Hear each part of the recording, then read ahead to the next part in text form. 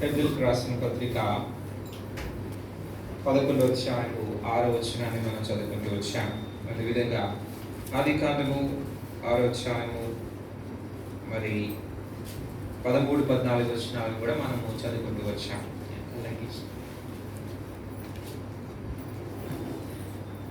మనము నోవహు యొక్క సేవను పరిచయను మనం ఇక్కడ రాయబడుతున్నట్లుగా గమనిస్తున్నాం. మనకి తెలియనటువంటి భాగమేమి కాదు, బాగా పరిచయమైనటువంటి భాగమే. అయినప్పటికీ కొన్ని విషయాలు ఈ యొక్క ఉదయకాల సమయంలో గమనించి ధ్యానించి సరి చేసుకుంటూ బలలో పాల్పొందుడి కొరకాయ మనము ప్రయత్నం చేద్దాం. ఇక్కడ నోవాహు ఒక ఓడను కడుతున్నటువంటి వాడిగా కనబడుతున్నాడు. అదే విషయము క్రొత్త నిబంధన గ్రంథములు కూడా జ్ఞాపకము చేయబడుతున్నట్లుగా మనం చూస్తున్నాం. యేసుక్రీస్తు వారు నోవహును గురించి మాట్లాడుతున్నట్లుగా చూస్తాం. అది మాత్రమే కాదు, భక్తుడైనటువంటి పౌలు హెబ్రీయులకు రాసిన పత్రికలో, విశ్వాస వీరుల యొక్క పట్టికలో నోవహును జ్ఞాపకం చేసుకున్నట్లుగా మనం చూస్తూ ఉంటున్నాం. మూడవదిగా పేతురు రాసిన పత్రిక, 2వ పత్రికలో కూడా పేతురు కూడా నోవహును జ్ఞాపకం చేసుకున్నట్లుగా మనం చూస్తూ ఉంటున్నాం. అనగా గమనించినట్లయితే దేవుని యొక్క వాక్యములో నోవహు అనబడినటువంటి ఈ యొక్క దైవజనుడు ఎంతో ప్రాముఖ్యమైనటువంటి వాడిగా, లేకపోతే ఎన్నో ప్రాముఖ్యమైనటువంటి ఆత్మీయ పాఠములను నేర్పించగలిగినటువంటి ఆ యొక్క ఆదర్శవంతమైనటువంటి జీవితము జీవించినటువంటి వాడిగా మనం దేవుని యొక్క వాక్యంలో చూస్తూ ఉంటున్నాం. అనేకమైనటువంటి నిర్మాణాలు దేవుని యొక్క వాక్యంలో మనం చూడొచ్చు. అందరికంటే ప్రాముఖ్యమైన అందరికంటే హెచ్చైనటువంటి అందరికంటే గొప్పనైనటువంటి నిర్మాణకుడు దేవుడే. సర్వ సృష్టిని ఆయన నిర్మించినటువంటి వాడు, సర్వ సృష్టిని ఆయన సృష్టించినటువంటి వాడు, చేసినటువంటి వాడు. ఈ యొక్క సృష్టిలో అనేకమైనటువంటి నిర్మాణాలను గురించి, కట్టుబడులను గురించి మనం దేవుని యొక్క వాక్యంలో చూస్తూ ఉంటాం. దేవుని యొక్క వాక్యంలో రకరకాలైనటువంటి దేవుని యొక్క ప్రజలైనటువంటి వారు రకరకాలైనటువంటి నిర్మాణాలు లేకపోతే కట్టడాలను చేసినట్లుగా మనము దేవుని యొక్క వాక్యంలో గమనిస్తూ రావచ్చు. నోవహు ఓడను నిర్మించినట్లుగా మనము చూస్తూ ఉంటున్నాం. అది మాత్రమే కాదు, మోషే ఆ యొక్క ప్రత్యక్షపు గుడారమును నిర్మించినటువంటి వాడిగా కనబడుతుంటున్నాడు. సొలొమోను ఆ యొక్క దేవాలయమును లేకపోతే యెరూషలేము అనేటటువంటి దేవాలయమును నిర్మించినటువంటి వాడిగా కనబడుతూ ఉంటున్నాడు. పాడు చేయబడినటువంటి ఆ యొక్క యెరూషలేము యొక్క దేవాలయం అనగా నెబుకద్నెజర్ ద్వారా సంపూర్ణంగా నాశనం చేయబడినటువంటి అదే సొలొమోను యొక్క దేవాలయమును తిరిగి నిర్మించినటువంటి ఆ యొక్క నెహెమ్యా లేకపోతే యెరుబాబెలు అనబడినటువంటి వారిని మనం దేవుని యొక్క వాక్యంలో చూస్తూ ఉంటున్నాం. రకరకాలైనటువంటి నిర్మాణాలు, అది మాత్రమే కాకుండా రకరకాలైనటువంటి నిర్మాణకులను దేవుని యొక్క వాక్యంలో మనం గమనించవచ్చు. అయితే దేవుడు కోరుకున్నటువంటి యొక్క నిర్మాణము లేకపోతే దేవుడు కోరుకున్నటువంటి ఆ యొక్క కట్టడ లేకపోతే ఆ యొక్క కట్టుబడి అందరి ద్వారా జరగలేదు. అందరిని పిలిచి లేకపోతే ఎవరిని పడితే వారిని పిలిచి ఆ యొక్క దేవాలయమును నిర్మించమని, లేకపోతే ఆ యొక్క ప్రత్యక్ష గుడారమును నిర్మించమని, లేకపోతే ఓడను నిర్మించమని, లేకపోతే మరొక రకమైనటువంటి విధానంలో ఎవరిని పడితే వారిని దేవుడు పిలిచినటువంటి వాడిగా కనబడటం లే. దేవుడు ఏర్పరచుకున్నటువంటి వాడిగా కొద్దిమందిని ఏర్పరచుకున్నాడు. ఆ యొక్క ఏర్పాటులో ఉన్నటువంటి వారిని మాత్రమే ఆ యొక్క నిర్మాణము కొరకై వాడుకునేటువంటి వాడిగా ఉంచుకున్నాడు. ఉదాహరణకు ఈ సందర్భంలో మనం చూసినట్లయితే ఆ యొక్క తరములో నోవహును మాత్రమే ఏర్పరచుకుని ఆ యొక్క ఓడను నిర్మించుట కొరకై పిలిచినటువంటి వాడిగా, అది మాత్రమే కాకుండా ప్రణాళిక తెలియపరిచినటువంటి వాడిగా, అది మాత్రమే కాకుండా ఆ యొక్క ప్రణాళికను సంపూర్ణంగా నెరవేర్చినటువంటి వాడిగా మనం చూస్తూ ఉంటున్నాం. ఇంకెవరైనా సరే ఆ యొక్క తరములో ఎవరైనా సరే ఆ సమయంలో ప్రయత్నం చేసినప్పటికీ, కోరుకున్నప్పటికీ కొన్ని పర్యాయాలు దేవుని యొక్క వాక్యంలో గమనించినట్లయితే కొంతమంది కోరుకున్నారు, నిర్మించాలని కోరుకున్నారు. అయితే నిర్మాణించుటకు ఆ దేవుడు ఒప్పుకొనలే. ఉదాహరణకు మనం దావీదును గమనించవచ్చు. దావీదు కూడా దేవుని యొక్క ఆలయం విషయంలో ఎంతో ఆసక్తి కలిగి తన యొక్క పట్టణమును, తన యొక్క ఇంటిని ఎంతో అద్భుతమైనటువంటి విధానంలో నిర్మించుకున్న తర్వాత నాతాను ప్రవక్తను పిలిచి అయ్యా, నేనైతే శ్రేష్టమైనటువంటి స్థలంలో నివసిస్తున్నా, దేవుని యొక్క మందస్సం అయితే డేరాల మధ్యలో ఉంటున్నది, నేను దేవుని ఒక నివాస స్థలము ఒక ఆలయం కడతానంటే దేవుడు అంటాడు కదా, నీ యొక్క చేతులు రక్తమును ఒలికించాలి, యుద్ధములు చేసినా నీవు నిర్మించకూడదు, నిర్మించకూడదు. కనుక తలంపు ఏంటంటే సోదరి, మరి దేవుని యొక్క మరి ఉద్దేశంలో ఉన్నటువంటి నిర్మాణము, దేవుని యొక్క ఉద్దేశంలో ఉన్నటువంటి ఆ యొక్క కట్టుబడి లేకపోతే ఆలయము అనబడినటువంటివి దేవుడు కోరుకునేటువంటి ప్రజల ద్వారా చేయించినటువంటి వాడుగా కనబడుతూ ఉంటున్నాడు. ఆ యొక్క దేవాలయము మరి సొలొమోను ద్వారా నిర్మించబడిన దేవుని యొక్క ఉద్దేశం అనేది ఎంతో మరి అనాది కాల సంకల్పం దేవుని యొక్క మరి అక్కడ కనబడుతున్నట్లుగా మనం చూస్తూ ఉంటున్నాం. కోరుకున్నప్పటికీ కొద్దిమంది మరి నిర్మించలేకపోతూ వచ్చారు. కోరుకోకపోయినప్పటికీ దేవుడు కొద్దిమందిని బలవంతంగా మరి ఆ యొక్క నిర్మాణములకు మరి గమనించినట్లయితే ఏర్పరిచినటువంటి వాడిగా కనబడుతుంటున్నారు. కొంతమంది మరి ఇష్టంతో ముందుకు వచ్చినప్పుడు నెహెమ్యా వంటి వారిని దేవుడు ఆ యొక్క ఆలయమును లేకపోతే ఆ యొక్క ప్రకారములను కట్టుటకు వాడుకున్నటువంటి వాడుగా కనబడుతూ ఉంటున్నాడు. సోదరి, దేవుడు మరి ప్రధాన శిల్పి, దేవుడు ప్రథమమైనటువంటి నిర్మాణకుడు, ఆయన సృష్టికర్త.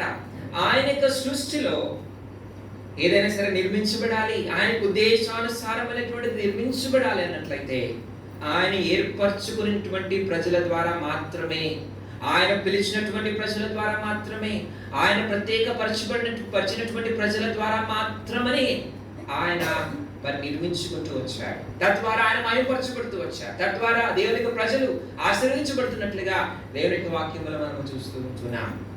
మనం చదువుకున్నటువంటి భాగంలో నోవహు మరి ఒక ఓడను నిర్మించుట కొరకై దేవుడు పిలిచినటువంటి వాడిగా మనం చూస్తూ ఉంటున్నాం. సోదరి, ఈ యొక్క సందర్భము అనేక సార్లు మరి చిన్ననాటి నుండి సండే స్కూల్ ప్రాయంలో నుండి మనము అనేక పర్యాయాలు విని ఉండొచ్చేమో, కానీ అయినప్పటికీ కూడా కొన్ని విషయాలను మనము తిరిగి జ్ఞాపకం చేసుకుని మన యొక్క జీవితంలో దేవుని యొక్క ప్రణాళికలో ఉన్నటువంటి ఆ యొక్క నిర్మాణము లేకపోతే కట్టుబడికి పిలవ తగినటువంటి జీవితం మనలో ఉన్నదా, యోగ్యత మనలో ఉన్నదా, దేవుని యొక్క వాక్యానుసారంగా గమనించినటువంటి వారిగా ప్రభు యొక్క బలలో పాలు పొందడానికి మనము ప్రయత్నం చేద్దాం.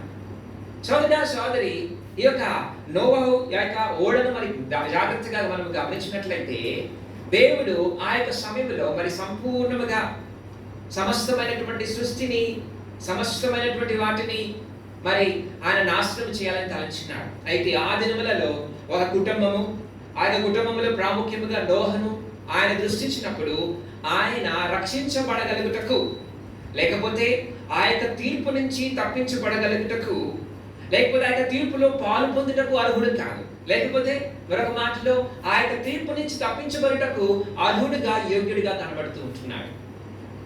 సరే, ఇప్పుడు ఆయనలో ఒక నీతి ఉన్నది, ఆయనలో మరి ఒక యథార్థత ఉన్నది, పరిశుద్ధత ఉన్నది. ఆ తరము వంటి వారు కాదు, లేకపోతే ఆ తరంలో ఉన్నటువంటి దుస్తులతో సమానుడు కాదు, ప్రత్యేకమైనటువంటి జీవితం జీవిస్తుంటున్నాడు. సరే, ఇప్పుడు దేవుడు ఆ యొక్క నోవహును తప్పించాలని ఉద్దేశించినాడు. దేవుడు ఆ యొక్క నోవహు యొక్క కుటుంబాన్ని తప్పించాలని ఉద్దేశించినాడు. తప్పించాలన్నటువంటి ఉద్దేశంతో మరి ఆయన ఏం చేసినాడంటే చదువుకున్నటువంటి భాగంలో చూద్దాం రండి. 14వ వచనంలో ఆది కాండము 6వ అధ్యాయం 14వ వచనంలో చదువుకుందాం దయచేసి. చితిసారకపు మ్రానుతో నీ కొరకు ఓడను చేసి కొనుము అనే మాటను చూస్తూ ఉంటున్నాను. నేను జాగ్రత్తగా యొక్క మాటను మనము గమనించడానికి ప్రయత్నం చేద్దాం, అర్థం చేసుకోవడానికి ప్రయత్నం చేద్దాం. ఆ యొక్క తీర్పు నుంచి తప్పించబడాలి, లేకపోతే తప్పించబడటకు ఒక యోగ్యమైనటువంటి జీవితము జీవించినటువంటి నోవహు ఇది గమనించినట్లయితే దేవుడు నోవహుతో మాట్లాడుతున్నాడు. ఏమని మాట్లాడుతున్నాడంటే చితిసారకపు మ్రానుతో నీ కొరకు ఓడను చేసి కొనుము అంటున్నాడు.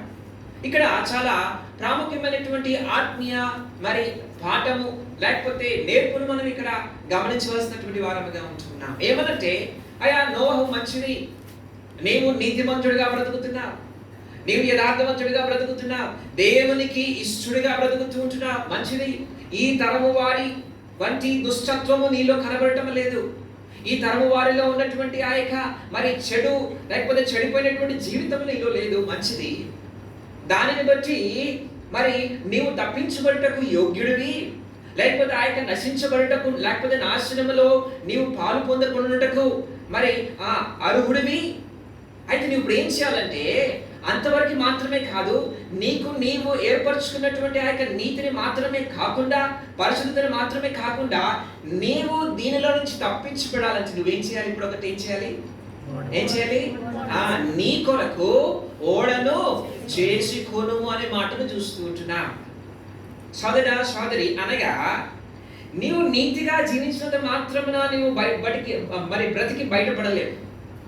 లేకపోతే నీవు పరిశుద్ధంగా జీవించినంత మాత్రాన సరిపోదు. లేకపోతే లోకం యొక్క దుష్టత్వము నీలో రాకుండా నీవు జాగ్రత్తగా కాపాడుకుంటే సరిపోదు. ఈ లోకములో నీవు దేవుని యొక్క దృష్టిలో ప్రత్యేకమైనటువంటి వాడుగా కనబడుతున్నావు, అంతవరకు సరిపోదు. కానీ రాబోచున్నటువంటి ఆ యొక్క తీర్పు నుంచి తప్పించుకోవడానికి వరకు నువ్వేం చేయాలి? ఓడను నిర్మించుకోవాలి. సోదరా సోదరి, చాలా ప్రాముఖ్యమైన ఆత్మీయమైనటువంటి పాఠము మనం ఇక్కడ నేర్చుకోవాల్సినటువంటి వారముగా ఉంటూ ఉన్నాం. మన యొక్క భక్తి లేకపోతే మన యొక్క క్రైస్తవ జీవితం ఒక ప్రక్కన అయితే, రాబోతున్నటువంటి తీర్పు నుంచి మనం తప్పించుకోవడానికి కొరకై మనం కూడా ఓడను నిర్మించుకోవాల్సిన వారముగా ఉంటూ ఉన్నాం. నోవేలాగా చెప్పొచ్చు, ప్రభా నేను పరిశుద్ధంగా జీవించానయ్యా, మిగతా వారితో పోల్చుకుంటే, మిగతా ఇక్కడ జనముతో పోల్చుకుంటే, లేకపోతే ఈ తరము వారితో పోల్చుకుంటే నేను నీతిమంతుడిగా ఉంటున్నానయ్యా, వీరితో పోల్చుకుంటే నేను పరిశుద్ధంగా ఉంటున్నాను, వీరితో పోల్చుకుంటే మంచి మాటలు, మంచి స్వభావం, మంచి కుటుంబం ఉన్నది, నీవు నన్ను తప్పించు. హానోకును దేవుడు తీసుకెళ్ళాడు కదా. హానోకును దేవుడు ఏం చేస్తున్నాడు? తీసుకుని వెళ్ళిపోయినాడు. అయ్యా, హానోకును తీసుకువెళ్ళావు కదా, నన్ను కూడా తీసుకెళ్ళు. సోదరా సోదరి, ఇది గమనించినట్లయితే దేవుని యొక్క ఉద్దేశము, దేవుని యొక్క తలంపు, లేకపోతే దేవుని యొక్క ప్రణాళిక మన పక్షమున ఏమైనదో మనము స్పష్టంగా ఎరగవలసినటువంటి వారముగా కనబడుతూ ఉంటున్నాం. ఇది దేవుడు తన వైపు నుంచి చేస్తున్నటువంటి ఏర్పాటు కాదు, లేకపోతే తన వైపు నుంచి చేస్తున్నటువంటి నిర్మాణము కాదు. రాబోతున్నటువంటి దినములలో మనుషులు అనబడినటువంటి వారు మిగిలి ఉండాలి అన్నట్లయితే, దేవుని యొక్క సృష్టి మిగిలి ఉండాలన్నట్లయితే, దేవుని యొక్క రూపంలో నిర్మించుకున్నటువంటి మానవుడు మిగిలి ఉండాలన్నట్లయితే, నేను గమనించినట్లయితే నోవహు నీ యొక్క భక్తి, నీ యొక్క ప్రార్థన, లేకపోతే నీ యొక్క యథార్థత ఇంతవరకు సరిపోదు. కానీ దీనికి మించి నువ్వు చేయాలి. ఏదో మందిరానికి వచ్చి వెళ్తున్నాంలే, ఏదో పొద్దున ఉదయాన్నే లేచి సాయంత్రం ఉదయం సాయంత్రంలో ప్రార్థన చేసుకుంటున్నాములే, లేకపోతే భక్తి కలిగి ఉంటున్నాములే, లేకపోతే ఆరాధన చేస్తున్నాములే, కానుకలు ఇస్తున్నాములే అంటే సరిపోదు. ఆ భక్తి, ఆ నీతి నిన్నేం చేస్తా ఉన్నదంటే దేవుని యొక్క దృష్టిలో ఒక ప్రత్యేకమైనటువంటి వాడిగా కనుపరుస్తా ఉన్నది, నేను ప్రత్యేకపరుస్తా ఉన్నది. అనగా నిన్ను రాబోచున్నటువంటి తీర్పు నుంచి తప్పించబడటకు ఒక యోగ్యతను తెలియపరుస్తా ఉన్నది. అయితే అంతవరకు సరిపోదు. నేను ఇట్లా ఉన్నాను కదయ్యా, చాలులే నన్ను రక్షించు అంటే సరిపోదు. నేను ఇట్లా పరిశుద్ధంగా జీవిస్తున్నానులే, లేకపోతే నేను ఇట్లా ఆరాధన చేస్తున్నాలే, ప్రార్థన చేస్తున్నాలే, నన్ను రక్షించు అంటే సరిపోదు. ఏం చేయాలంట? నువ్వు అంతవరకు సరిపోదయ్యా నోవహు. నువ్వు తప్పించుకోవాలనుకున్నట్లయితే, నీవు ఈ యొక్క రాబోచున్నటువంటి తీర్పు నుంచి నీవు కాపాడుకోవాలనుకున్నట్లయితే ఏం చేయాలంటే, నీ కొరకు ఒక ఓడను సిద్ధపరచు, నీ కొరకు ఒక ఓడను కట్టుకో. సోదరా సోదరి, ఇది వ్యక్తిగతమైనటువంటి ప్రాముఖ్యమైన పిలుపును ఇక్కడ మనము చూస్తూ ఉంటున్నాం. నీ కొరకు ఇదొక వ్యక్తిగతమైనటువంటి బాధ్యత. సర్వ సృష్టి నశించబోతూ ఉంటున్నప్పుడు ఆ సృష్టిలో కొద్దిమంది రక్షించబడాలి అన్నట్లయితే ఇక్కడ వ్యక్తిగతమైనటువంటి బాధ్యత, ఒక వ్యక్తిగతమైనటువంటి బాధ్యత ఇక్కడ నోవహు దేవుడికి అప్పగిస్తున్నాడు. నీ కొరకు నువ్వే చేసుకో. నేను ఒక అవకాశం ఇస్తున్నా, ముందుని తెలియపరుస్తున్నా. రాబోతున్నటువంటి ఆ యొక్క కీడు, రాబోతున్నటువంటి ఆ యొక్క తీర్పు, రాబోతున్నటువంటి ఆ యొక్క ఉగ్రత, రాబోతున్నటువంటి ఆ యొక్క ప్రళయము నీకు ముందునే తెలియపరుస్తున్నా. కనుక నీవే సిద్ధపరచుకో, నీవే ఆ యొక్క క్షేమమును, భద్రతను ఏర్పరచుకో. నేను ప్రణాళికిస్తా, నేను నిబంధన స్థిరపరుస్తా, నీకు తెలియపరుస్తా, ఏం చేయాలో తెలియపరుస్తా. అయితే నీ యొక్క క్రియ అక్కడ కనబడుతూ రావాలి. సోదరా సోదరి, మన యొక్క ఆత్మీయ జీవితంలో అనేక సార్లు మన యొక్క భక్తితో సంతృష్టి చెందుతూ ఉంటాం. మనము చేసినటువంటి ఆ యొక్క మరి కొన్నిసార్లు నామకార్థమైనటువంటి భక్తి అయి ఉండొచ్చు, లేకపోతే కొన్నిసార్లు యథార్థమైనటువంటి మరి సత్యంతో కూడినటువంటి భక్తి అయి ఉండొచ్చు. అంతటితో మనం ఎంతగానో సంతృప్తి చెందుతూ ఉంటున్నాం. వస్తున్నాను, పోతున్నాను, ఆరాధిస్తున్నాను, లేకపోతే ప్రార్థన చేస్తున్నాను, మందిరంలో కానుకలు సమర్పిస్తుంటున్నాను, బలలో పాలు పొందుతున్నాను, ఇంతవరకు చాలులే, ఇంతవరకు మరి దీనిని బట్టి నేను పరలోకానికి వెళ్ళిపోతాను అనుకుంటే కాదు. దీనిని బట్టి నేను రాబోచున్నటువంటి ఉగ్రత నుంచి తప్పించుకుంటానంటే కాదు. నీ కొరకై నీవే సిద్ధపరచుకో, నీ కొరకై నీవే సిద్ధపరచుకో. సోదరా సోదరి, ఇక్కడ గమనించినట్లయితే గొప్ప బాధ్యత ఇక్కడ నోహు మీద ఉంచబడుతున్నట్లుగా మనం చూస్తూ ఉంటున్నాం. ఈ 13వ వచనంలో గమనించినట్లయితే చదువుదాం. 14వ వచనంలో ఏం రాయబడుతున్నది? చితిసారకపు మ్రానుతో నీ కొరకు ఓడను సిద్ధపరచుకుంటున్నాడు. ఇది మొట్టమొదటి విషయం. రెండో విషయాన్ని మనం చదువుకున్నట్లయితే 18వ వచనం చదువుకుందాం. అయితే నీతో నా నిబంధనను స్థిరపరచుదును, నీవును నీతో కూడా నీ కుమారులను, నీ భార్యయు, నీ కోడండ్రులను ఆ ఓడలో. ఇది గమనించినట్లయితే మొట్టమొదటిగా దేవుడు ఎక్కడితో మొదలెట్టినాడు? ఎక్కడితో మొదలెట్టినాడు? నీ కొరకు అంటున్నాడు మొట్టమొదటి. సరేనా? సరే, నా కొరకు ఏంటి, ఒక చిన్న ఓడను చేసుకుంటా, చిన్న పడవను చేసుకుంటా అనుకోవచ్చు కదా. చిన్న ఓడను చేసుకుంటా, చిన్న పడవను నేను చేసుకుంటా అని అనుకోవచ్చు. కొన్ని 2-3 వచనాల తర్వాత మనం గమనించినట్లయితే 5 వచనాల తర్వాత 18వ వచనంలో దేవుడు అంటున్నాడు కదా, ఏమంటున్నాడు? అయా నోవహు, కేవలము నువ్వు కట్టేటటువంటి యొక్క ఓడ నీ కొరకు మాత్రమే కాదండి కదా. నీ కట్టేటటువంటి ఓడ నీ కొరకు మాత్రమే కాదు. ఎవరి కొరకే చేయాలి? నువ్వు, నీ కుమారులు, నీ కుమార్తెలు, లేకపోతే నీ కుమారుల యొక్క భార్యలు, నీ భార్య కొరకై నువ్వేం చేసుకోవాలి? ఓడను సిద్ధపరచుకోవాలి. సోదరా సోదరి, వ్యక్తిగతమైనటువంటి బాధ్యత నుంచి ఎక్కడికి వచ్చింది? కుటుంబపరమైనటువంటి బాధ్యతగా వచ్చింది. అంటే నువ్వు కట్టాల్సినటువంటి ఓడ నీ వ్యక్తిగతమైనటువంటిది మాత్రమే కాదు, నీ ఒక్కడికి మాత్రమే కాదు. నువ్వు చేయవలసినటువంటి ఆ యొక్క మరి ఆయన ఏర్పరచుకోవాల్సినటువంటి క్షేమము, లేకపోతే నువ్వు కట్టవలసినటువంటి ఆ యొక్క కట్టడము, నువ్వు పడవలసినటువంటి ఆ యొక్క ప్రయాస, నీవు ఆయన చూపించవలసినటువంటి విశ్వాసము, నువ్వు చూపించవలసినటువంటి విధేయత నీకొక్కడికి మాత్రమే కాదు. ఎవరి కొరకాయి? ఎవరి కొరకాయి? కుటుంబం అంతటి కొరకాయి. దేవుడు అక్కడ తాగినాడా? చూద్దాం రండి. ముందు చదువుకుని వెళ్తే ఆదికాండము 6వ అధ్యాయం. ఆదికాండము 6వ అధ్యాయము 20వ వచనము. 20వ వచనం చదువుకుందాం. నీవు వాటిని బ్రతికించి ఎంచుకొనుటకై వాటి జాతుల ప్రకారము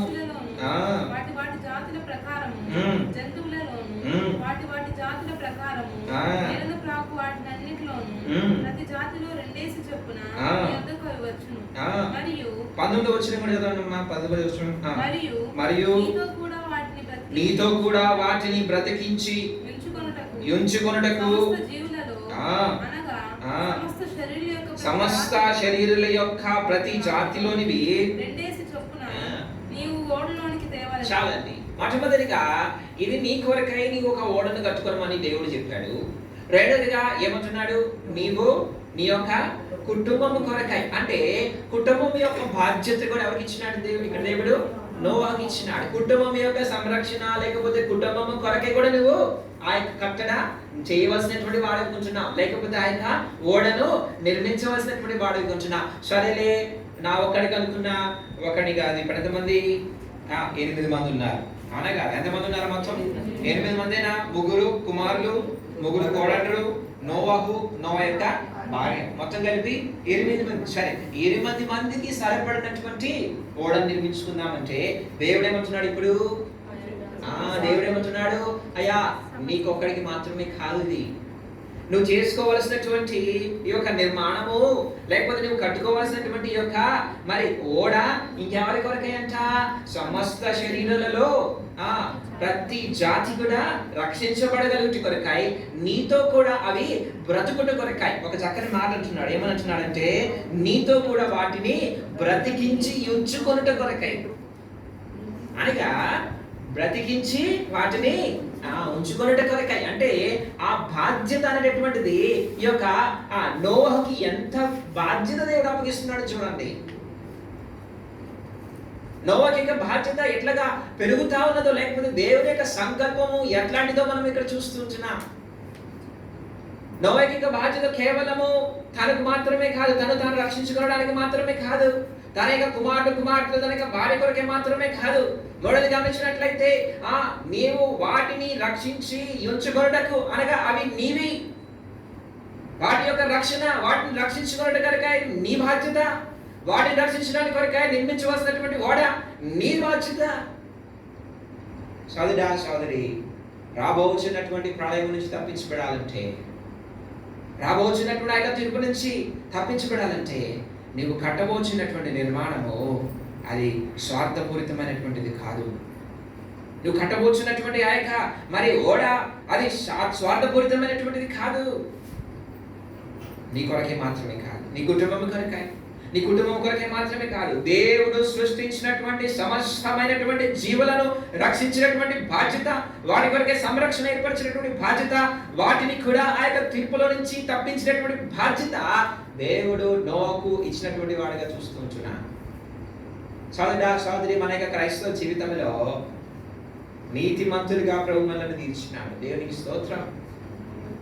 దేవుడు మనలను ప్రత్యేకమైనటువంటి వారిగా చేసినాడు. లోకముల నుంచి మరి వేరుపరిచినటువంటి వాడిగా మనల్ని చేసినాడు. ఈ దినమున మరి లోకముతో కానీ, లేకపోతే అన్ని జనులతో కానీ సంబంధం లేక, లేకపోతే వారితో ఏ విధమైనటువంటి మిత్రత్వం లేక ప్రత్యేకపరచబడిన హేళన మధ్యలో, లేకపోతే రకరకాలైనటువంటి పాపముల మధ్యలో మనల్ని మనము కాపాడుకుంటూ మరి ప్రత్యేకమైనటువంటి జీవితాన్ని జీవించడం కొరకే ప్రయత్నం చేస్తున్నాం. దేవునికి స్తోత్రము. అయితే సోదరి, అక్కడితో నీ పని ముగించలా అని జ్ఞాపకం చేసుకో. అక్కడితో నీకు బాధ్యత ముగించబడలేదని జ్ఞాపకం చేసుకో. నీవు రాబోతున్నటువంటి భయంకరమైనటువంటి తీర్పు, యేసుక్రీస్తు వారు తిరిగి రానై ఉన్నాడు. సోదరి, ఆయన త్వరలో రానై ఉన్నాడు. ఆయన రానై ఉన్నప్పుడు ఎంతో భయంకరమైనటువంటి తీర్పు ఈ లోకం మీదకి రాబోతున్నది. ఆయన తిరిగి వచ్చినప్పుడు తన యొక్క వధువైనటువంటి సంఘమును ఆయన తీసుకుని వెళ్తున్నప్పుడు ఈ లోకం మీద గొప్ప తీర్పు రాబోతా ఉన్నది. ఆ నోవా దినములలో వచ్చినటువంటి తీర్పు కంటే కూడా బహు భయంకరమైన భీకరమైనటువంటి తీర్పు లోకంలోనికి రాబోతా ఉన్నది. ఆ తీర్పులో నుంచి నీవు తప్పించుకోవడం మాత్రమే కాదు, కానీ ప్రభు నిన్ను రక్షించినప్పుడు, ప్రభు నిన్ను నీతిమంతునిగా తీర్చినప్పుడు ఇంకా అధికమైనటువంటి బాధ్యత నేను వచ్చినట్లుగా జ్ఞాపకం చేసుకో. అనేక సార్లు మనము స్వార్థభరితమైనటువంటి క్రైస్తవ జీవితాన్ని జీవిస్తూ ఉంటాం. మన యొక్క ఆత్మీయమైనటువంటి ప్రయాస, మన యొక్క సమర్పణ, లేకపోతే మన యొక్క కట్టుబడి, మన యొక్క ప్రయత్నం అనేటటువంటివి మనకు మాత్రమే అనేక సార్లు వ్యక్తిగతమైనటువంటి మరి విషయాల కొరకే మాత్రమే, మన యొక్క స్వార్థము, లేకపోతే మన యొక్క అవసరతల కొరకే కదా. సోదరి, అనేక సార్లు సరే మనల్ని దాటి మహా ఎక్కడి దాకా వెళ్తామంటే మన యొక్క కుటుంబం దాకా వెళ్తాం కదా. మన యొక్క కుటుంబం దాకా, కుటుంబం యొక్క అవసరాలు, కుటుంబం యొక్క అక్కరులు, వారి యొక్క క్షేమము, అవి కూడా భౌతికమైనటువంటివే. అవి కూడా భౌతికమైనటువంటి అవసరాల కొరకే, అక్కర్ల కొరకే నీకు ప్రయత్నం జరుగుతూ ఉంటుంది. అయితే సోదరి, ఇక్కడ గమనించినట్లయితే దేవుడు అంటున్నాడు కదా, నువ్వు కట్టాలి, నువ్వు ఒక ఓడను కట్టాలి, నీకు ఒక సంరక్షణ ఇచ్చినటువంటి ఓడని కట్టాలి, నీకు క్షేమం ఇచ్చినటువంటి ఓడని కట్టాలి. ఈ యొక్క లోకం మీద తీర్పు వచ్చినప్పుడు దానిలో నుంచి తప్పించగలగలిగినటువంటి ఒక ఓడని నువ్వు కట్టాలి. నీకు మాత్రమే కాదు, నీ కుటుంబానికి నువ్వు కట్టుకోవాలి. దేవుడు చేసినటువంటి సమస్తమైన సృష్టిని కాపాడుకోగలిగినటువంటి ఒక కట్టడమును నీవు కట్టాలి. సోదరి, దేవుని యొక్క మరి ఏర్పాట్లో ఉన్నటువంటి నోవహు దానిని కట్టినటువంటి వాడుగా మనం చూస్తూ ఉంటున్నాం. ఈ యొక్క ఉదయకాల సమయంలో మొట్టమొదటి తలంపు, ప్రభు యొక్క బలిలో పాల్గొనక మునుపు నీవు నీ యొక్క సొంత భక్తితో సంతృప్తిగా ఉంటున్నావా, లేకపోతే బాధ్యతాయుతమైనటువంటి క్రైస్తవ జీవితాన్ని జీవిస్తూ ఉంటున్నావా? ఈ యొక్క ఓడ అనేటటువంటిది నీకు వ్యక్తిగతమైనటువంటి మరి రక్షణకు సాదృశ్యము. ఈ యొక్క ఓడ అనేటటువంటిది నీకు కుటుంబం యొక్క రక్షణకు సాదృశ్యము. ఈ యొక్క ఓడ అనేటటువంటి దేవుని యొక్క మందిరమునకు సాదృశ్యము. ఈ యొక్క ఓడ అనేటటువంటిది సమాజంలో మరి అనేక మంది కొరకు ఏర్పరచబడవలసినటువంటి యొక్క సంరక్షణకు, రక్షణకు సాదృశ్యమైనటువంటిదిగా కనబడతా ఉన్నది. సోదరి, ఆ యొక్క బాధ్యత నీలో నువ్వు మరి వహిస్తుంటున్నావా, లేకపోతే స్వార్థముతో నీవు ఉంటున్నావా? దేవుని యొక్క మందిరం యొక్క నిర్మాణము ఆత్మీయమైనటువంటి నిర్మాణం ఉన్నది, భౌతికమైనటువంటి నిర్మాణం ఉన్నది. ఆత్మీయమైనటువంటి కట్టడం ఉన్నది, భౌతికమైనటువంటి కట్టడం ఉన్నది. ఆ యొక్క కట్టడ నువ్వు కడితేనే కానీ నువ్వు దాంట్లోనే తీసుకురాలేవు. రెండవదిగా నీ కుటుంబాన్ని దానిలోకి తీసుకురాలేవు. మూడవదిగా దేవుడు నిర్మించినటువంటి సమస్తమైన సృష్టిని లోపలికి తీసుకురాలేవు. ఇప్పుడు మనల్ని మనం పరీక్షించుకున్నాం. ఏం కట్టినావు? నీవు ఎంతవరకు కట్టినావు? నీ యొక్క మరి పాలు పంపులు ఎక్కడి వరకు దాకా కనబడతా ఉంటున్నాయి? ఆత్మీయమైనటువంటి కట్టడలో దేవుని యొక్క మందిరము, దేవుని యొక్క సంఘం యొక్క ఆత్మీయమైనటువంటి కట్టడలో మరి దానిలో నువ్వెంతగా పాల్గొంటూ ఉన్నావు. రెండవదిగా గమనించినట్లయితే భౌతికమైనటువంటి కట్టడ కదండి. ఈ యొక్క నోవహు కట్టకుండా అయా నేను నా కుటుంబాన్ని కాపాడు అంటే కుదురుతుందా? అయా నన్ను నువ్వు కాపాడని కుదురుతుందా? అది నీ బాధ్యత. నువ్వు కట్టు ముందు కడితేనే కానీ మరి బయట ఉన్నటువంటి వారు లోపలికి రారు. కడితేనే కానీ నీవు రక్షించబడదు. కడితేనే కానీ నీ యొక్క బిడ్డలు, నీ యొక్క కుటుంబం రక్షించబడదు. కడితేనే కానీ దేవుని యొక్క సృష్టి కాపాడబడగలదు. నేను కాదు అంటే ఎవరో కూడా మిగిలేవారు కాదు. ఆయన భక్తితో పాటు, ఆయన యొక్క నీతితో పాటు ఆయన కూడా ఆ యొక్క వరదలో లేకపోతే ఆ యొక్క ప్రళయంలో కొట్టుకుని పోయేవాడే. ఆ యొక్క వరదలో పాలు పొందకు సోదరి నీ యొక్క మరి కట్టేటటువంటి ఆ యొక్క మరి అనుభవంలో నీ యొక్క మరి పాలు పంపులు ఎక్కడ దాకా ఉన్నాయి, ఎంతవరకు ఉన్నాయి ఒకసారి పరీక్ష చేసుకో. ఒకసారి మన యొక్క జీవితాలను పరీక్ష చేసుకున్నా. నా నీతి నన్ను పరలోకాన్ని తీసుకెళ్తుందంటే కాదు. నా యొక్క భక్తి నన్ను పరలోకాన్ని తీసుకెళ్తుంటే కాదండి. ఆత్మీయమైనటువంటి కట్టడలో, భౌతికమైనటువంటి కట్టడలో మరి ఎంతవరకు నీవు నేను పాలు పొందగలుగుతూ ఉంటున్నామనేటటువంటిది ప్రాముఖ్యమైన ప్రశ్న. మనము మరి యొక్క భాగమును మరి యొక్క మరి వాక్యమును ధ్యానిస్తూ ఉంటున్నప్పుడు ఒక ప్రాముఖ్యమైనటువంటి మొట్టమొదటి విషయము మరి తలంపు ఏం చెప్తూ వచ్చానంటే, దేవుడు ఏర్పరచుకున్నాడు, కొద్దిమందిని ఏర్పరచుకున్నాడు, నిర్మించుట కొరకై దేవుడు ఏర్పరచుకున్నాడు. అందరినీ ద్వారా కాదు, జరగలేదు. కొంతమంది చేయాలనుకున్నా సరే వారి వల్ల కలగలేదు. వారిని ఏర్పరచుకున్నాడు. వారిలో ఉన్నటువంటి కొన్ని గుణగణములను బట్టి, వారిలో ఉన్నటువంటి కొన్ని ప్రత్యేకతలను బట్టి దేవుడు వారిని ఏర్పరచుకున్నాడు. ఇక్కడ నోవహు కూడా మూడంతలైనటువంటి ఆ యొక్క బాధ్యత అనగా ఆ యొక్క ఓడను నిర్మించినటువంటి బాధ్యత కొరకై దేవుడు ఏర్పరచుకున్నాడు. ఎందు నిమిత్తము అంటే కొన్ని విషయాలను దేవునికి వాక్యానుసారంగా మనం జ్ఞాపకం చేసుకుని మనం వాళ్ళలో పాల్పొందడి కొరకు ప్రయత్నించేద్దాం. మనము ఈ యొక్క దినమున ప్రభు యొక్క మందిరము భౌతికమైనటువంటి కట్టడైనా సరే, ఆత్మీయమైనటువంటి కట్టడైనా సరే దాని కొరకే ప్రార్థన చేస్తున్నాం, దాని కొరకే ప్రయాసపడుతున్నాం. అయితే ఆ యొక్క యోగ్యత మనకున్నదా? దేవుడికి ఏర్పాటులో మనం ఉన్నామా? దేవుడు దాని కొరకై మనలను ఏర్పరచుకున్నాడా లేదా? ఆ యొక్క యోగ్యత మనలో ఉన్నదా లేదా? దేవునికి వాక్యానుసారంగా మనం గమనించవలసిన వారంగా ఉంటున్నాం. లేకపోతే గాలి కొరకైనటువంటి ప్రయాసం మనది మిగిలిపోతుంది. మనం చదువుకున్నటువంటి భాగంలో హెబ్రీయులకు రాసిన పత్రిక 11వ అధ్యాయంలో మనము 6వ వచనాన్ని చదువుకుంటూ వచ్చాం. హెబ్రీయులకు రాసిన పత్రిక 11వ అధ్యాయం 6వ వచనం చదువుకుంటూ వచ్చాం. 7వ వచనం చదువుకుంటూ వచ్చాం. మళ్ళీ ఒకసారి చదువుకుందాం అందరూ కలిసి. హెబ్రీయులకు రాసిన పత్రిక 11:7. విశ్వాసమును బట్టి నోవహు అది వరకు చూడని సంగతులను గురించి దేవుని చేత హెచ్చరింపబడి భయభక్తులు కలవాడై తన ఇంటి వారిని రక్షణ కొరకై ఒక ఓడను సిద్ధము చేసెను. అందువలన అతడు లోకం మీద నిరస్థాపన చేసి విశ్వాసమును బట్టి కలుగు నీతికి వారసుడాయను. ఈ యొక్క వచనాన్ని జ్ఞాపకం చేసుకున్నట్లయితే అనేకమైనటువంటి విషయాలు ఉన్నాయి. కానీ ప్రాముఖ్యంగా నోవహులో ఉన్నటువంటి 3 గుణములను మనం ఇక్కడ జ్ఞాపకం చేసుకోవచ్చు. 3 గుణములను జ్ఞాపకం చేసుకోవచ్చు. మొట్టమొదటిగా ఆ యొక్క వచనం దేంతో ప్రారంభమవుతా ఉన్నదంటే విశ్వాసమును బట్టి. ఇక్కడ గమనించినట్లయితే ఆ యొక్క నోవహు విశ్వాసము ఇక్కడ జ్ఞాపకం చేయబడతా ఉన్నది. రెండవది గమనించినట్లయితే చూడండి, దేవుని చేత హెచ్చరింపబడి భయభక్తులు గలవాడై. విశ్వాసం ఉన్నది, రెండవది ఏమన్నది? భయభక్తులు కలిగిన వాడై అనే మాటని చూస్తూ ఉంటున్నాం. మూడవది గమనించినట్లయితే తన ఇంటి వారిని రక్షణ కొరకే ఒక ఓడను సిద్ధపరిచెను. మూడవదిగా అనగా గమనించినట్లయితే విధేయత అనేటటువంటిది మనం చూస్తూ ఉంటున్నాం. విధేయత. దేవుడు ఒక ఆజ్ఞ ఇచ్చినాడు, ఒక మాట చెప్పినాడు. ఆ యొక్క మాటకు సంపూర్ణమైనటువంటి విధానం ఏం చేస్తున్నాడు? విధేయత చూపించినటువంటి వాడిగా కనబడుతూ ఉంటున్నాడు. ఈ నోవహులో ఉన్నటువంటి యొక్క 3 కారణములను బట్టి అతడు ఒక నిర్మాణకుడిగా మరి దేవుడు ఏర్పరచుకున్నాడు. నిర్మించగలిగినటువంటి ఒక సామర్థ్యం కలిగినటువంటి వాడిగా దేవుడు ప్రత్యేకపరుచుకున్నాడు. అందువలన కాదండి, అందరినీ ప్రభు పిలవలేదు, అందరి వల్ల అది కానటువంటి పని. దేవుడు ఏర్పాటులో ఉన్నటువంటి వారు వారికి ఉన్నటువంటి ప్రత్యేకమైనటువంటి గుణ లక్షణములు. సోదరి విశ్వాస వీరుల యొక్క పట్టికలో 3వ పేరు మనం గమనించినట్లయితే నోవహు పేరు మనం ఇక్కడ చూస్తూ ఉంటున్నాం. మొట్టమొదటిగా ఆయనలో ఉన్నటువంటి గుణలక్షణం ఏంటున్నదంటే విశ్వాసమును బట్టి అనే మాటను చూస్తుంటున్నాం. ఆ యొక్క ఓడను సిద్ధపరచాలంటే మరి ఎటువంటి వారు కావాలి అంటే, ఆ ఓడను నిర్మించాలంటే ఎటువంటి వారు కావాలి? విశ్వాసము కలిగినటువంటి వారు కావాలి.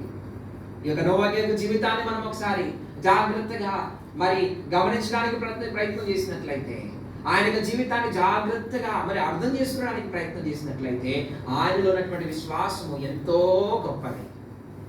ఈ యొక్క 11వ అధ్యాయంలో విశ్వాస వీరుల పట్టిక ప్రత్యేకంగా 10 మందిని పరిశుద్ధాత్మ దేవుడు మరి వారి యొక్క విశ్వాసం గురించి ఎంతో మరి శ్రేష్టమైనటువంటి విధానంలో పలుకుతున్నట్లుగా మనం చూస్తున్నాం. వారిలో ఉన్నటువంటి ప్రత్యేకత ఏంటంటే, వారి యొక్క విశ్వాసంలో ఉన్నటువంటి ప్రత్యేకత ఏంటంటే, అనేక మంది విశ్వాసులు ఉండొచ్చేమో కానీ వారిలో ఉన్నటువంటి లేకపోతే వారి యొక్క విశ్వాసంలో ఉన్నటువంటి ప్రత్యేకత ఏంటంటే, పరిస్థితులు మారినా, సమయాలు మారినా, సందర్భాలు మారినా వారికి విశ్వాసం మారలే.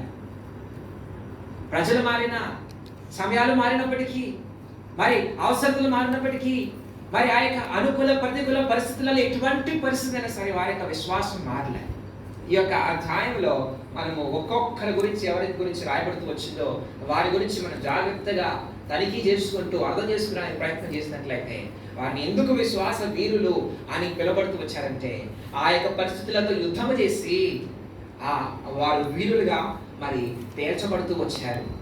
ఆ యొక్క పరిస్థితులు మారినప్పటికీ, ఎటువంటి పరిస్థితులైనా సరే, అనుకూలమైన ప్రతికూలమైనా సరే, వారి యొక్క విశ్వాసములో ఈ మాత్రమే కూడా మార్పు లేనట్లుగా మనం చూస్తున్నాం. ఈ మాత్రమే కూడా వారిలో చలనం, ఆ యొక్క విశ్వాసములో మరి ఏ విధమైనటువంటి మరి వాళ్ళు తొలగనటువంటి వారిగా కనబడుతూ ఉంటున్నారు. ఈ యొక్క విశ్వాసం గురించి మనం జాగ్రత్తగా మనం గమనించినట్లయితే, ఈ యొక్క ఓడను నిర్మించడానికి పిలవక మునిపే నోవా గురించి ఇవ్వబడినటువంటి సాక్ష్యం ఏంటంటే, ఈ తరము వారిలో మనం చదువుకుందాం. ఆయన మాటను చదవండి దయచేసి. 6వ అధ్యాయము ఆదికాండము 6వ అధ్యాయము చదవండి. 9వ వచనం చదవండి. 9వ వచనం ఆదికాండము 6వ అధ్యాయం 9వ వచనం. నోవహు వంశావళిదే. నోవహు ఎవరంట? నీతిపరుడు. నోవహు గురించి చెప్పబడినటువంటి మాట ఏంటంటే నీతిపరుడు అనే మాటను మనం చూస్తూ ఉంటున్నాం. ఇప్పుడు రోమిలికి రాసిన పత్రిక 1వ అధ్యాయం 17వ వచనం చదవండి దయచేసి. రోమిలికి రాసిన పత్రిక 1వ అధ్యాయము 17వ వచనం చదవండి. ఎందుకనినా నీతిమంతుడు విశ్వాస మూలముగా జీవించును. చాలండి. నోవా గురించి చెప్పబడినటువంటి మాట ఏంటి? ఆయన తరము వారిలో నీతిమంతుడు అనే మాటను చూస్తున్నాం. ఒక నీతిమంతుడు దేనిని బట్టి జీవిస్తాడంట? The definition of righteousness is given by faith. ఇతను నీతిమంతుడు అని చెప్పుటకు నీతిమంతుడు దేనిని బట్టి జీవిస్తాడు? విశ్వాసం మూలంగా. హబక్కూకు గ్రంథం 3వ అధ్యాయంలో కూడా మనం ఈ మాటను గమనించవచ్చు. నీతిమంతుడు విశ్వాస మూలముగా జీవిస్తూ ఉంటున్నాడు. సోదరి, నోవా విశ్వాసమును మనం గమనించినట్లయితే అనేక మార్లు మన యొక్క జీవితంలో యొక్క విశ్వాసం అనేటువంటి మాటను ధ్యానించినప్పుడు పొరబడుతూ ఉంటాం. లేకపోతే అనేక సార్లు మనము మన యొక్క విశ్వాసం గురించి మరి ధ్యానిస్తున్నప్పుడు, మాట్లాడుకుంటున్నప్పుడు, మరి వింటున్నప్పుడు అనేక సార్లు ఆ యొక్క విశ్వాసం అనేటటువంటిది కఠినమైనటువంటి పరిస్థితుల మధ్యలోనే కనపరచబడాలి అనేటటువంటి ఆలోచన మనకుంటా ఉంటుంది కదా. విశ్వాసం అనబడినటువంటిది ప్రతికూలమైనటువంటి పరిస్థితులు, కఠినమైనటువంటి పరిస్థితులు కదా, లేకపోతే అవి ఎంతో మరి ఆ యొక్క అనానుకూలమైనటువంటి పరిస్థితులు, లేకపోతే దుఃఖము, శ్రమ, సంకటము, లేకపోతే రకరకాలైనటువంటి ఆ యొక్క వ్యతిరేక పరిస్థితుల మధ్యలో కనపరిచేదే విశ్వాసం అనుకుంటూ ఉంటాం.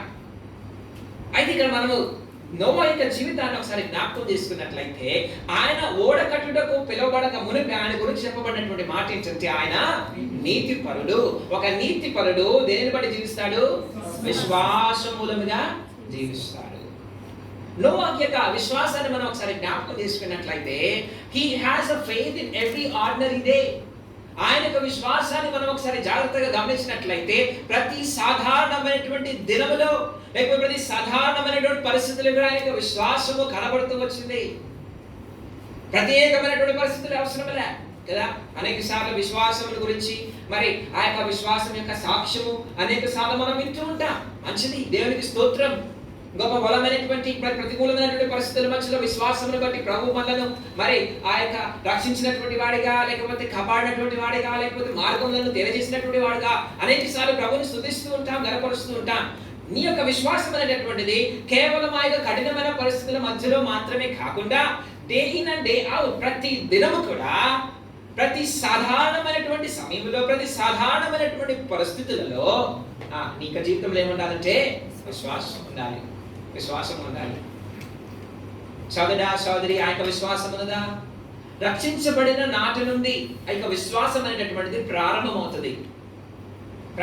ఎంతమంది అయితే ఉదయం కూడా చూసుకుంటూ వచ్చాం, ఎంతమంది అయితే ఎందరైతే ఆయనను తమ యొక్క రక్షకునిగా అంగీకరిస్తారు, వారందరికీ కూడా విశ్వసిస్తారు, ఆయన దేవుని యొక్క కుమారుడిని విశ్వసిస్తారు, వారందరికీ కూడా ఆయన కుమారులకు అధికారం ఇవ్వబడతా ఉన్నది. విశ్వాసం అనేటటువంటిది మరి మన యొక్క రక్షణ అనుభవంతో ప్రారంభం అవుతా ఉన్నది. అది మాత్రమే కాదు, పరిశుద్ధాత్మ దేవుడు మన యొక్క జీవితంలో కార్యము చేయటం బట్టి ఆ యొక్క విశ్వాసం అనేటటువంటి ఫలము బయటికి కనబడుతూ ఉంటుంది. సోదరా సోదరి, నీ నా జీవితంలో ఈ యొక్క విశ్వాసం అనేటటువంటిది ప్రతి దినము, ప్రతి సందర్భము, ప్రతి సమయంలో కూడా కనబడుతూ ఉన్నదా? లేకపోతే ప్రతి పరిస్థితిలో మనము మరి అవిశ్వాసులుగా ఉంటున్నామా? ఒకసారి పరీక్షించుకోవాల్సిన వారుగా ఉంటూ ఉన్నాం. దేవుని యొక్క మందిరంలో రకరకాలైనటువంటి ప్రజలు ఉంటారు.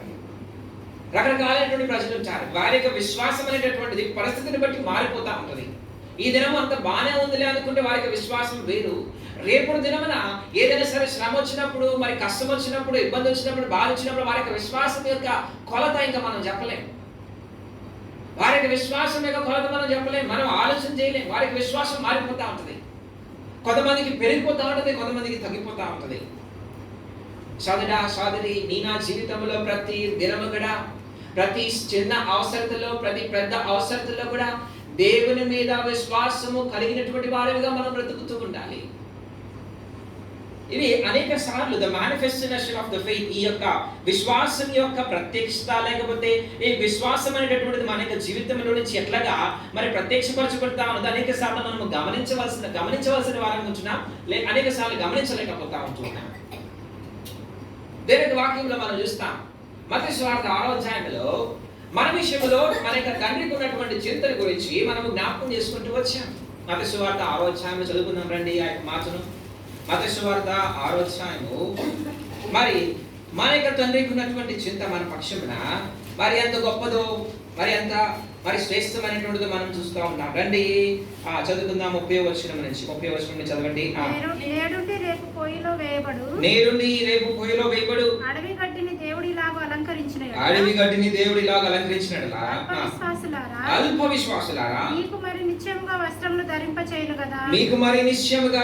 ధరింపచేయును కదా. కాబట్టి ఏమి తిందుమో ఏమి త్రాగుదమో ఏమి ధరించుకొందుమో అని చింతింపకుడి. అన్యజనులు వీటన్నిటి గురించి చింతిస్తారు. దేవుని వాక్యంలో మనం గమనించినట్లయితే ఏమి తిందుమో, ఏమి త్రాగుదమో, ఏమి ధరించుకుందుమో అనేటటువంటివి ప్రతి దినములో మనము కలిగినటువంటి చింత, లేకపోతే ప్రతి దినములో మనము చేసేటటువంటి పోరాటము, ప్రతి దినములో మన యొక్క జీవితంలో మనము చేసేటటువంటి మన యొక్క పనులు. సోదరా సోదరి, దేవుడు అంటున్నాడు కదా, అల్ప విశ్వాసులారా ఎందుకు మీరు చింతిస్తా ఉంటున్నారు? దేవుని ఆరాధించారు కదా, దేవుడు మీ యొక్క తండ్రిని దేవుడు ఆరాధించారు కదా. ఆయన మన యొక్క తండ్రిని, మన యొక్క ప్రతి అవసరతను, ప్రతి ఈవులను తీర్చగలిగినటువంటి వాడని ప్రభుని కనపరుస్తూ వచ్చారు కదా. మాటల వరకే నావి అక్కడతో ఆగిపోయినాయా? తర్వాత ఏంటి? దేవుని నమ్మగలుగుతున్నావు. నీ ప్రతి చిన్న అవసరతలో, ప్రతి పెద్ద అవసరతలో ప్రభుని నీవు నమ్మగలుగుతున్నావా? ప్రభు మీద విశ్వాసం కలిగి ఉంటున్నావా? అనేక సార్లు ఎందుకు ఒక మాట చెప్తుంటున్నానంటే, మనం అర్థం చేసుకోము కానీ మన యొక్క విశ్వాసం అనేటటువంటిది ఎట్లాగా మేనిఫెస్ట్ అవుతుందో మనం జాగ్రత్తగా గమనించవలసిన వారంగా ఉంటున్నాం. లూకా సువార్త 10వ అధ్యాయంలో యేసుక్రీస్తు వారు మరి మార్తా మరియ యొక్క గృహంలో ఉన్నట్లుగా మనం చూస్తూ ఉంటున్నాం కదా. చదువుకున్న యొక్క భాగం రండి. లూకా సువార్త 10వ అధ్యాయము, రండి చదువుకుందాం. 40వ వచనం చదువుకుందాం. దయచేసి చదవండి 40వ వచనం. ఆ మార్త విస్తారమైన పని పెట్టుకున్నట చేత తొందరపడి ఆయన యుద్ధకు వచ్చి, ఆ, ప్రభువా, ఆ, నేను ఒంటరిగా పని చేయుటకు ఆ, నా సహోదరి నన్ను విడిచిపెట్టినందున ఆ, నీకు చింత లేదా? నీకు చింత లేదా? నాకు సహాయం చేయమని ఆమెతో నాకు చెప్పాను. సహాయం చేయమని ఆమెతో చెప్పమని. అందుకు ప్రభు, మార్తా మార్తా, మార్తా, నీవు అనేకమైన పనుల గురించి విచారం కలిగి నీవు అనేకమైనటువంటి పనుల గురించి విచారము కలిగి తొందరపడుచున్నావు కానీ అవసరమైనది ఒకటే. ఇక్కడ చాలండి. ఇక్కడ ఈ యొక్క సందర్భము మన యొక్క మరి ఉద్దేశం అంశం అది కాదు. కానీ ఈ యొక్క క్లుప్తంగా మనకు విశ్వాసం అనేటటువంటిది అనుదిన జీవితంలో మరి ఎట్లాగా ప్రత్యక్షమవుతా ఉన్నదో, ఎట్లా ప్రకటింపబడతా ఉన్నదో మనము జాగ్రత్తగా గమనించవచ్చు.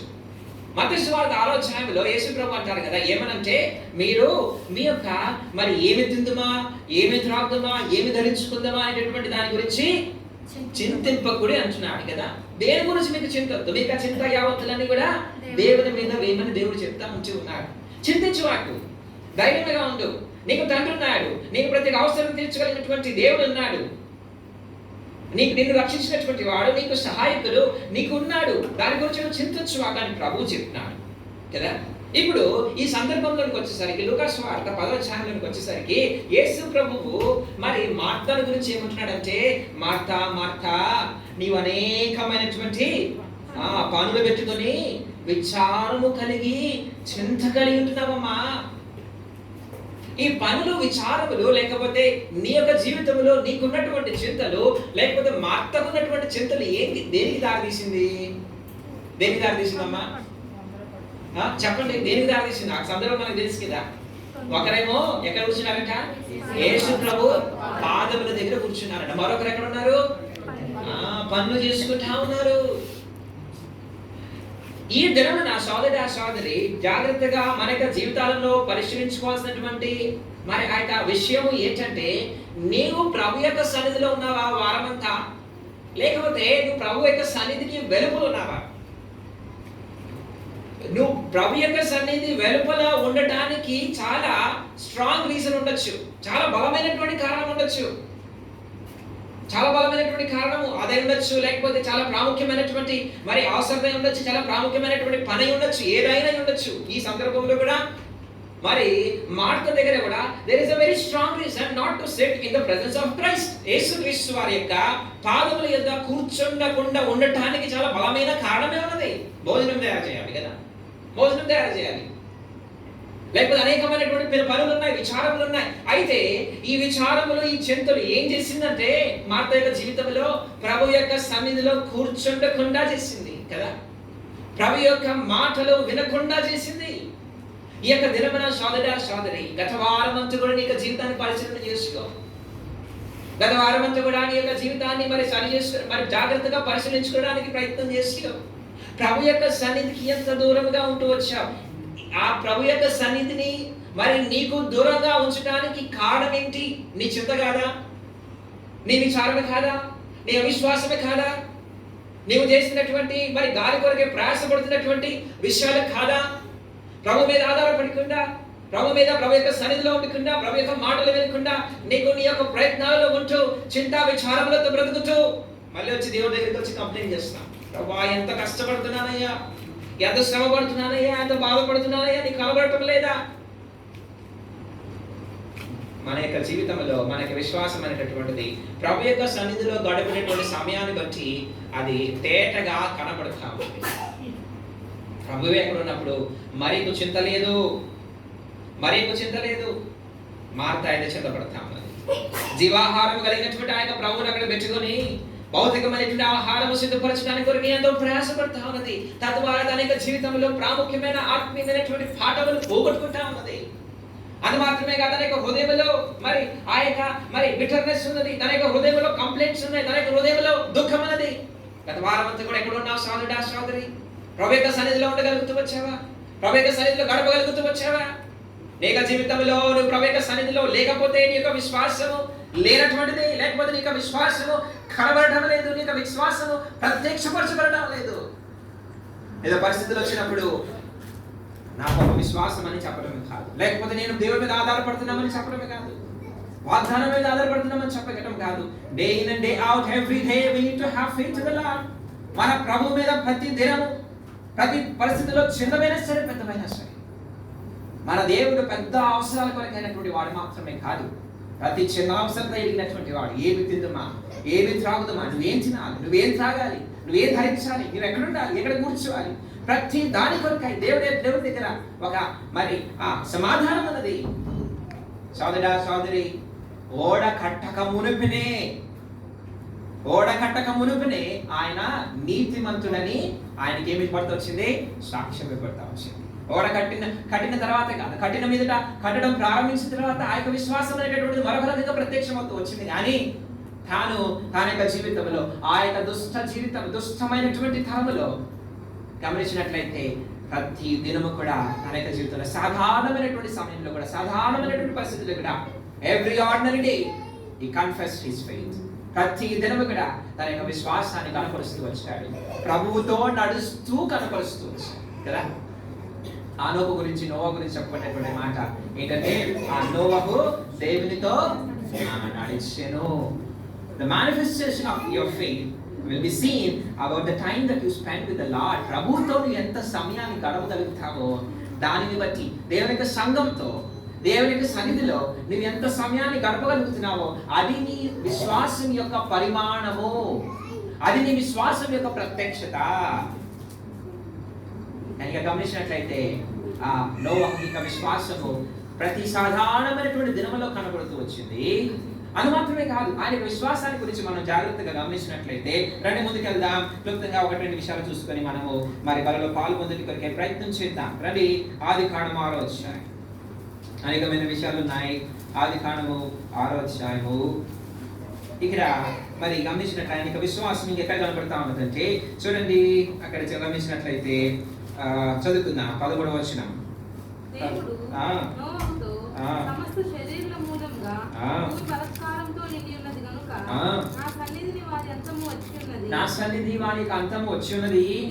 ఇదిగో వారిని భూమితో కూడా నాశనం చేయదును. చాలండి. రెండోది గమనించినట్లయితే ఈ విశ్వాసం అనేటటువంటిది సాధారణమైనటువంటి పరిస్థితులలో మాత్రమే కాకుండా, ఈ యొక్క విశ్వాసం అనేటటువంటిది ఆ యొక్క మరి రాబోతున్నటువంటి తీర్పుల గురించినటువంటి విశ్వాసం కూడా తన యొక్క జీవితంలో ఉన్నట్లుగా మనం చూస్తూ ఉంటున్నాం.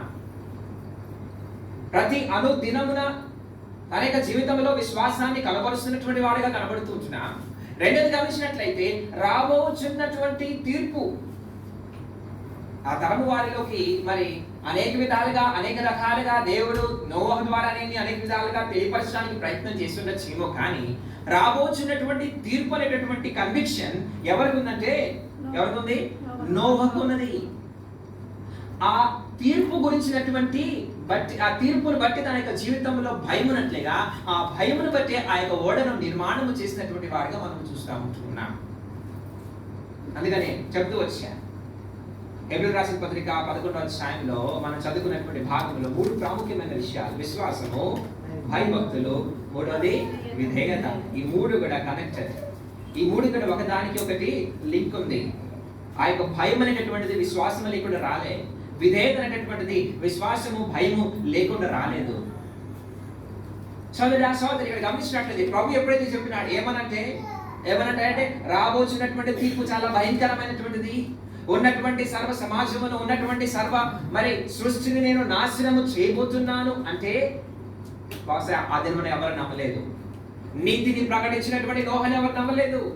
హేళన చేసి ఉండొచ్చు, లేకపోతే రకరకాలుగా ఆయన మాటలు అని ఉండొచ్చు ఏమో, కానీ గమనించినట్లయితే సోదరి ఈ యొక్క విశ్వాసం అనేటటువంటిది ఆ యొక్క తీర్పు, రాబోతున్నటువంటి తీర్పు కదా, రాబోతున్నటువంటి తీర్పు మీద విశ్వాసం ఎప్పుడైతే ఉన్నదో తనకి ఏమంటుంది, తనకి హృదయంలో ఏమంటుంది అంటే ఏమంటుంది, భయము అనేటటువంటిది ఇట్స్ అ హెల్తీ ఫియర్, ఆరోగ్యకరమైనటువంటి శ్రేష్టమైన ఉపయోగకరమైనటువంటి భయం అనేటటువంటిది హృదయంలో ఉంటుంది. దుఃఖకరమైన విషయం ఏంటంటే ఇక దినమున విశ్వాసం యొక్క జీవితంలో విశ్వాసం అనేటటువంటిది వాగ్దానముల మీద ఉన్నది కానీ తీర్పు మీద లేదు. మరొకసారి చెప్తాను, జాగ్రత్తగా మన యొక్క జీవితాలను పరిశీలించుకోవడానికి ప్రయత్నం చేద్దాం. సోదరి సులువుగా క్రైస్తవ జీవితాన్ని బ్రతుకుటకు ఇష్టపడుతున్నావేమో, ప్రయత్నం చేస్తున్నావేమో, నామకార్థమైనటువంటి క్రైస్తవుడిగా దినదినము మారిపోతున్నావేమో. జాగ్రత్త. మన యొక్క విశ్వాసం అనేక సార్లు దేని మీద ఉంటుందంటే, దేని మీద ఉంటుంది? వాగ్దానముల మీద, ఆశీర్వాదముల మీద. అమ్మో దేవుడా నువ్వు చెప్పే కదా చేస్తామని. నువ్వు అడగమని చెప్పినావు కదా, వాగ్దానం చేసినావు కదా, అది ఇస్తానని చెప్పినావు కదా, ఇది ఇస్తానని చెప్పినావు కదా, ఎంతో నమ్మకంతో ఎంతో విశ్వాసంతో ప్రార్థన చేస్తున్నావు. అంతే విశ్వాసము దేవుడి యొక్క రాబోయే తీర్పు మీద ఉన్నదా? దేవుడు రాబోతున్నాడని, ఆయన లెక్క అడగబోతున్నాడని, మన యొక్క జీవితంలో మనము మరి జీవిస్తున్నటువంటి ఈ యొక్క జీవితము, దాని యొక్క మన యొక్క జీవితంలో దేవుడు ఇచ్చినటువంటి ఆ యొక్క తలాంతులు, దేవుడు ఇచ్చినటువంటి ఆ యొక్క మరి ఆశీర్వాదంలో, దేవుడు ఇచ్చినటువంటి ఆ యొక్క ధనము, దేవుడు ఇచ్చినటువంటి సమయాన్ని గురించి దేవుడు తీర్పు తీర్చబోతున్నాడని, లెక్క అడగబోతున్నాడు అనేటటువంటి భయం నీకు జీవితంలో ఉన్నదా? ఆ యొక్క మూడవ దాసునికి భయం లేదు కొద్దిగా. ఆ మూడవ దాసునికి భయం లేదు. నా యజమానుడు వస్తాడే, యజమానుడు వచ్చి నన్ను అడుగుతాడే, లెక్క అడుగుతాడే అనేటువంటి భయం లేకుండా ఆ యొక్క మరి నాణ్యమును భూమిలో పాతిపెట్టి ఇష్టానుసారంగా సమయాన్ని భద్రపరుచుకుంటూ వచ్చాడు. రాబోతున్నటువంటి తీర్పుల గురించి భయం లేదు. ఈ దినమైన క్రైస్తవ సమాజం అనేటటువంటిది రాబోతున్న తీర్పుల గురించి భయం లేకుండా బ్రతుకుతా ఉన్నది. పాపము చేస్తూ పాపములోనే ఉండటం ఇష్టపడతా ఉంటున్నారు. ఆ యొక్క పాపముని ప్రేమిస్తూ ఉంటున్నారు. ఏమి జరగటం లేదులే, ఏమి జరగటం లేదులే, ఏమి కాటం లేదులే.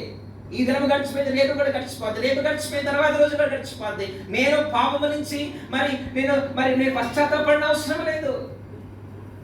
దేవుడు చూస్తున్నాడు, దేవుడు ఆశీర్వదిస్తున్నాడు, దేవుడు ఇస్తున్నాడు, దేవుడు యొక్క పాపమును కూడా చూస్తున్నాడు. దేవుడు ఏమనడం లేదులే కదా. అందుకనే మరి కీర్తనల గ్రంథం 50వ అధ్యాయంలో అంటున్నాడు కదా, మరి రాస్తున్నాడు, ఏమి నీవి అన్ని చేసినప్పటికీ నేను మౌనినై ఉంచిని అంటున్నాడు కదా. మౌనినై ఉంచిని, దేవుడు మౌనంగా ఉన్నాడని తేలికగా తీసుకున్న వాక్కు. ఆ యొక్క మాట చదువుకుందాం రండి. కీర్తనలు 50వ అధ్యాయం చదవండి. ఆ మాట 50వ అధ్యాయము 8వ వచనం, మరి 21వ వచనం.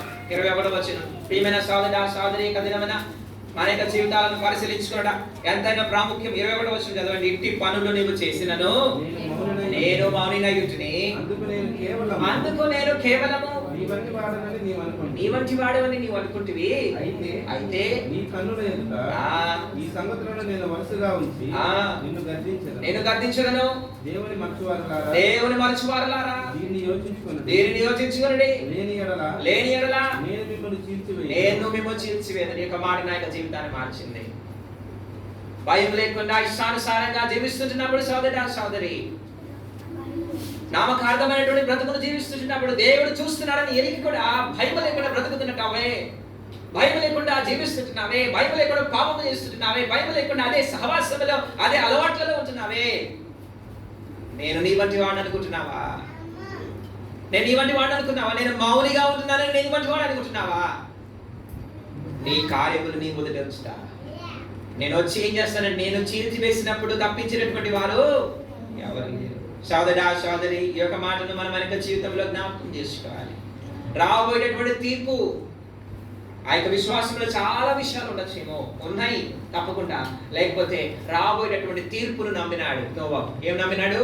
రాబోయేటటువంటి తీర్పును నమ్మినాడు. రాబోయేటటువంటి తీర్పుని ఇంకా జీవితంలో నమ్మావా? నమ్మితే భయం కలిగి జీవిస్తావు, నమ్మితే భక్తి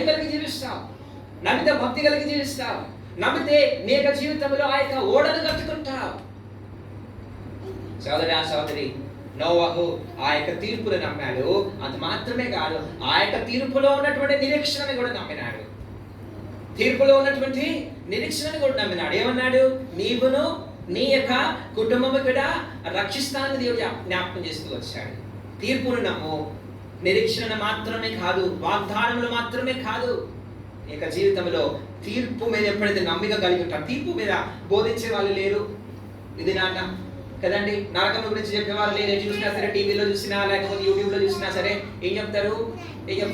నీవు ఆశీర్వదించబడతావు, నీ కుటుంబం ఆశీర్వదించబడుతుంది, నీవు అన్ని రకాలుగా దీవించబడతావు, బయటకు వచ్చినప్పుడు లోపలికి వచ్చినప్పుడు దీవించబడతావు. ఇవన్నీ కూడా మంచియే, ఇవన్నీ కూడా వాస్తవాలు, నిజాలే. తీర్పులు చెప్పే గురించి చెప్పేటటువంటి వారు ఎవరు లేరు. రాబోయేటటువంటి ఆ యొక్క భయంకరమైన నరకం గురించి చెప్పేటటువంటి వారు ఎవరు లేరు. అందుకని సానుసారముగా క్రైస్తవ సమాజం అనేటటువంటిది మారిపోతా ఉన్నది, భయం లేకుండా బ్రతుకుతా ఉన్నది. ఏదైనా ప్రభు యొక్క సంఘంలో ఉన్నటువంటి నీవు నేను కూడా ప్రభు చూస్తున్నాడని ఎరగక, తీర్పును నమ్మక ఈ సానుసారంగా బ్రతుకుతూ ఉంటున్నావు. జాగ్రత్త సోదరి. అటువంటి దృక్పథంతో, అటువంటి యోచనతో దేవునికి వలలో పాలు పొందితే తీర్పుకు లోనవుతామని జ్ఞాపకం చేసుకోవాలి. ఆయనకు విశ్వాసం గురించి చెప్పుకుంటా పోతే సమయం లేదు కానీ ముగిస్తున్నా. ఆయనకు విశ్వాసం ఆయనను ఒంటరి చేసింది. ఆయన విశ్వాసం ఆయనను ఒంటరి చేసింది. ఆ యొక్క భయంకరమైనటువంటి సమాజంలో ఆయన విశ్వాసము ఒంటరితనంలో విశ్వాసాన్ని కొనసాగించుకుంటూ వెళ్ళాడు. అనేక సార్లు నువ్వు విశ్వాసంలో నువ్వు చేసుకున్నటువంటి నిర్ణయాలు నేను ఒంటరితనంలో నీకు తీసుకెళ్తాయి. నేను బంధువులను వేరవుతారు, నీకు మిత్రుల నుంచి వేరవుతారు, నీ కుటుంబ వారి నుంచి వేరవుతారు. నీకు విశ్వాసంలో కూడా అనేక సార్లు నువ్వు అనుకున్నటువంటి పరిస్థితులను ఎదుర్కోవాల్సి వస్తుంది. అయినా సరే ఈ యొక్క నోవహు అనేటటువంటి వ్యక్తి దైవజనుడు ఆ యొక్క ఒంటరితనంలో కూడా విశ్వాసమును కొనసాగించుకుంటూ వెళ్ళాడు. ఎవరున్నా సరే నాతో లేకపోయినా సరే నేను ఒక్కడే నిర్మించుకుంటా, నేను ఒక్కడే ఆ యొక్క ఓడ నిర్మించుకుంటా. దేవుడు నాకు ఆజ్ఞాపించినాడు కదా. సోదరి ఆయన యొక్క విశ్వాసం ఎంతో అద్భుతమైనటువంటిది. నీ నా జీవితంలో ఆ యొక్క విశ్వాసం ఉన్నదా చెప్పడానికి ఇంకా సమయం లేదు. ఆ యొక్క విశ్వాసం అది మాత్రమే కాకుండా ఆ యొక్క విశ్వాసమును బట్టి ఏమొచ్చిందంటే దాని యొక్క హృదయంలో ఏముంది? రెండవదిగా భయము ఉన్నట్లుగా మనం చూస్తున్నాం కదా. భయం ఉన్నట్లుగా చూస్తున్నాం. భయభక్తులు కలిగినటువంటి వాడే, భయభక్తులు కలిగిన వాడే. సోదరి నేనున్నప్పుడంట్లుగా కాదు, కానీ నేను లేనప్పుడు కూడా ఫిలిప్పీయులకు రాసిన పత్రిక 2వ అధ్యాయంలో పౌలు జ్ఞాపకం చేస్తున్నాడు ఫిలిప్పీయులకు ఏమనంటే, మరి ఎక్కువగా భయముతోను వణుకుతోను మీ యొక్క రక్షణను కొనసాగించుకోండి. నేను ఆ జీవితంలో భయముతో ఉండాలి, భయము కలిగినటువంటి వాడిగా ఉండాలి.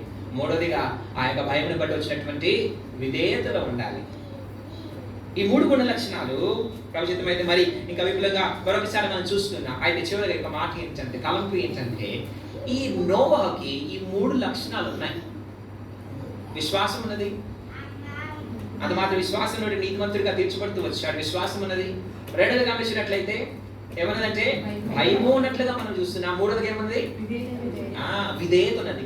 అటువంటి వాడిని పిలిచి ఏం చేశాడంటే దేవుడు ఏమన్నాడు? అయా నువ్వు ఈ సృష్టి యొక్క భవిష్యత్తు నీ చేతిలో పెడతానయ్యా అన్నాడు దేవుడు.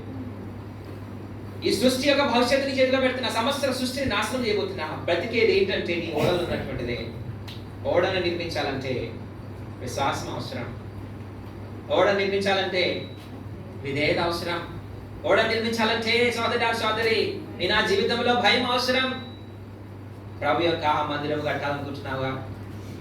ప్రభు యొక్క మందిరం ఆత్మీయమైనటువంటి కట్టడ, భౌతికమైనటువంటి కట్టడ. అయ్యా ప్రభు ఎందుకు కట్టలేకపోతున్నామంటే దేవుడు మనతో మాట్లాడుతున్నాడేమో.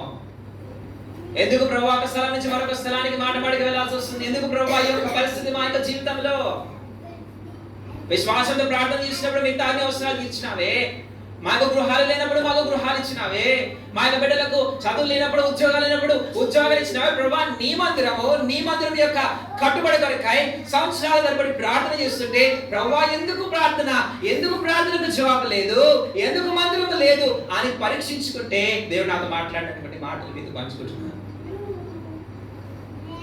సోదరి ఏక దినమున నోవహు దినమున ఆ యొక్క ఓడను కట్టుటకు కారణం ఏంటంటే విశ్వాసం కలిగినటువంటి వాడు.